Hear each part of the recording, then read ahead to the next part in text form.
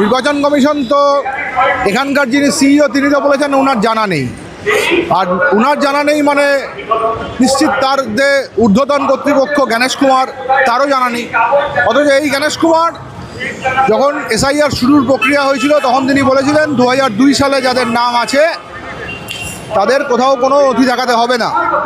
2002 সালে থাকা সত্ত্বেও কিন্তু নাম বহু লোকের বাদ গেছে, সেটা শুধু মুসলমান বলে নয়, হিন্দু মুসলমান নির্বিশেষে বাদ গেছে, মহিলাদের বাদ গেছে, দলিত মানুষদের বাদ গেছে, আদিবাসীদের বাদ গেছে। তা এই ভোটারদের বাদ রেখে যদি নির্বাচন কমিশন একতরফাভাবে নির্বাচন ঘোষণা করে দেয়, সেটা কি আদৌ কোনো নির্বাচন হবে নাকি এটা নির্বাচনের নামে প্রহসন হবে?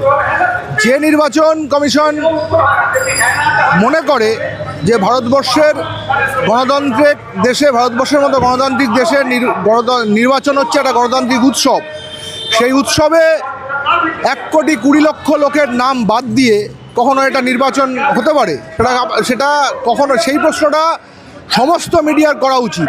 যেদিন নির্বাচন ঘোষণা করবে সমস্ত মিডিয়ার করা উচিত যে 1,20,00,000 মানুষ কি করবে, তারা কি ভোট দেবে না দেবে না। এটা তো বিজেপি আগেই বলে দিয়েছিল, শুভেন্দু অধিকারী, শান্তনু ঠাকুররা যে 1,20,00,000 বাদ যাবে, সেটাই গেছে। তার মানে নির্বাচন কমিশন আর বিজেপি একই লোক। যদি নির্বাচন কমিশনের আগে বিজেপি বলে থাকে 1,20,00,000 মানুষ বাদ যাবে, তাহলে নির্বাচন কমিশন আর বিজেপি যে একই, তো সেটা তো আবার প্রমাণ হলো।